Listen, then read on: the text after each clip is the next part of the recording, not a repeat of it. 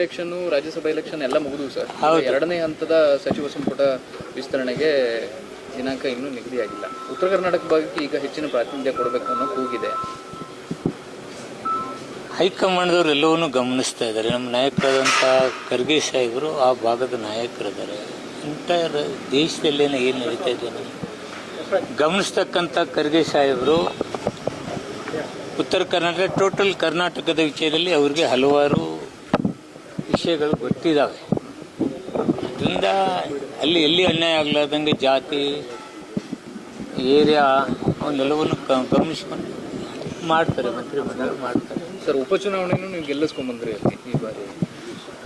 ಉಪಚುನಾವಣೆ ಭಾಳ ಭರ್ಜರಿಯಿಂದ ಗೆಲುವನ್ನು ನಾವು ಸಾಧಿಸಿದ್ವಿ. ನಾವು ಮಾಡ್ತಕ್ಕಂಥ ಅಭಿವೃದ್ಧಿ ಕೆಲಸಗಳಲ್ಲಿ ವಿಶೇಷವಾಗಿ ನಾನು ಸಚಿವನಿದ್ದಾಗ ತಾನೇ ಆಲಮಟ್ಟಿ ಗೇಟನ್ನು ಹಾಕಿಸಿದಾಗ ಎಸ್ ಎಂ ಕೃಷ್ಣಾಜಿ ಅವರು ಮುಖ್ಯಮಂತ್ರಿ ಇದ್ದರು.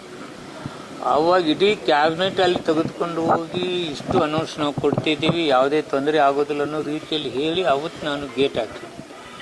ತದನಂತರ ರೈತರು ಭಾಳ ತೊಂದರೆ ಅನುಭವಿಸೋದನ್ನ ನಾನು 40 ಲಕ್ಷ 30 ಲಕ್ಷ ಅಂದರೆ ನೀರಾವರಿಗೆ 40 ಲಕ್ಷ 30 ಲಕ್ಷ ಕೊಡಿಸಿದ್ದೆ.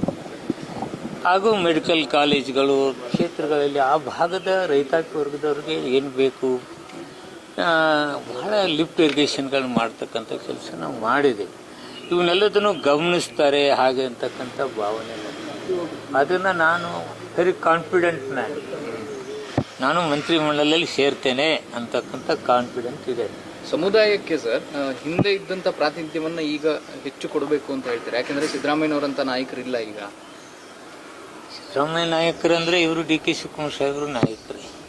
ಅವರು ಸಿದ್ದರಾಮಯ್ಯ ಸಾಹೇಬರು ಅವರು ಜೊತೆಗೂಡಿಸ್ಕೊಂಡೇ ಇವತ್ತು ಹಲವಾರು ವಿಚಾರಗಳಲ್ಲಿ ಚರ್ಚೆ ಮಾಡಿ ಮುಂದುವರಿತಕ್ಕಂಥ ಕೆಲಸ ಇವತ್ತು ನಡೀತಾ ಇದೆ. ಅದರಿಂದ ಅಂಥ ತೊಂದರೆ ಅವು ರಾಜ್ಯದಲ್ಲಿ ಆಗಲಿಕ್ಕೆಲ್ಲ ಸಿದ್ದರಾಮಯ್ಯವರು ಡಿ ಕೆ ಶಿವಕುಮಾರ್ ಸಾಹೇಬರು ಜೊತೆಗೂಡಿಸ್ಕೊಂಡು ಕೂಡಿ ಇವತ್ತು ನಡೀತಕ್ಕಂಥ ಹೆಜ್ಜೆಗೆ ಖರ್ಗೆ ಸಾಹೇಬರು ಸಾಥ್ ಕೊಡೋದ್ರಿಂದ ಕರ್ನಾಟಕ ರಾಜ್ಯದಲ್ಲಿ ಅಂತಹ ತೊಂದರೆ ಆಗೋದಿಲ್ಲ. ಸಹಜವಾಗಿ ಎಲ್ಲರೂ ಮಂತ್ರಿ ಆಗಬೇಕು ಅಂತಕ್ಕಂಥ ಭಾವನೆ ಇರುತ್ತೆ. ನಾನು 4 ಸಲ ಗೆದ್ದವರು, 5 ಸಲ ಗೆದ್ದವರು.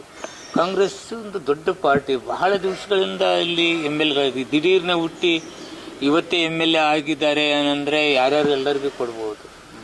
8 ಸಲ 5 ಸಲ 3 ಸಲ ಗೆದ್ದವರು ಅವಕಾಶ ಸಿಕ್ಕಿಲ್ಲ. ಅವರೆಲ್ಲರೂ ಕೇಳೋದು ತಪ್ಪೇನಲ್ಲ. ಅದನ್ನು ಸಮಜಾಯಿಸಿ ಸಮಾಧಾನ ಮಾಡಬೇಕಾಗತ್ತೆ. ಆ ಪ್ರಾಂತ್ಯವಾರ ಜಾತಿವಾರ ಎಲ್ಲವನ್ನು ಸರಿ ಮಾಡ್ತಕ್ಕಂಥ ಒಂದು ವಿಚಾರದಲ್ಲಿ ನಮ್ಮ ನಾಯಕರಿದ್ದಾರೆ.